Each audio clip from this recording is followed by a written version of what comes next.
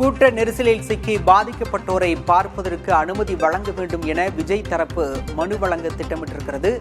கூட்ட நெரிசலில் பாதிக்கப்பட்டோரை விஜய் சந்திக்க பாதுகாப்பு வழங்க வேண்டும் என தாவேக தரப்பில் மனு அளிக்கப்பட்டிருக்கிறது. உயர்நீதிமன்ற மதுரை கிளையில் தாவேக நிர்வாகி ஆதவ் அர்ஜுனா தரப்பில் இந்த மனு தாக்கல் செய்யப்பட்டிருக்கிறது. சம்பவம் நடந்து 2 நாட்களாகியும் தாவேக தரப்பிலிருந்து யாரும் நேரில் சந்தித்து ஆறுதல் கூட கூறவில்லை என்ற குற்றச்சாட்டு எழுந்திருக்கக்கூடிய சூழலில் தற்போது பாதிக்கப்பட்டோரை சந்தித்து விஜய் ஆறுதல் கூறுவதற்கு உரிய பாதுகாப்பு வழங்க வேண்டும் என தாவேக தரப்பில் மனு அளிக்கப்பட்டிருக்கிறது.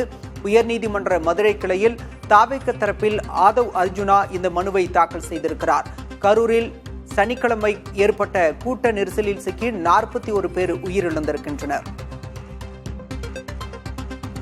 விவரங்களோடு செய்தியாளர் BM சுப்பையா இணைந்திருக்கிறார். சுப்பையா, இந்த மனு எப்போது விசாரணைக்கு வர உள்ளது? கூடுதல் விவரம்.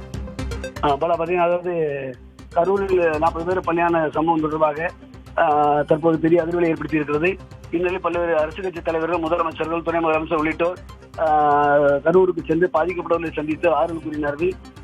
இந்நிலையில் தாவேக தலைவர் விஜய் அந்த பாதிக்கப்பட்டவர்களை சந்தித்து ஆறுதல் கூறவும், அதே போன்று அது நிவாரணம் அறிவித்துள்ளார். ஒவ்வொரு குடும்பத்திற்கும் நிவாரணம் அறிவித்துள்ளார். 20 லட்சம் நிவாரணம் அறிவித்துள்ளார். இதனிடையே அந்த நிவாரணத்தை வழங்குவதற்கும், பாதிக்கப்பட்டவரை சென்று பார்ப்பதற்கும், உயிரிழந்தோரை குடும்பத்தினர் நேரில் சென்று அந்த நிவாரணத்தை வழங்கி ஆறுதல் கூறுவதற்கும் வசதியாக உரிய பாதுகாப்பு வழங்க வேண்டும் என கோரி ஆதவ் அர்ஜுனா மனு தாக்கல் செய்துள்ளார். அந்த மனுவில் உரிய பாதுகாப்பு வழங்க வேண்டும்.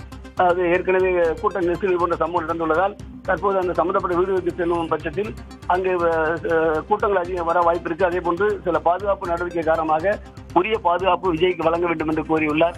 எனவே தாவேக நிர்வாகிகள், முக்கிய நிர்வாகிகள் விஜயுடன் செல்லவிருப்பதால் உரிய பாதுகாப்பு வழங்குமாறு கேட்டு அந்த மனுவை தாக்கல் செய்யப்பட்டுள்ளது.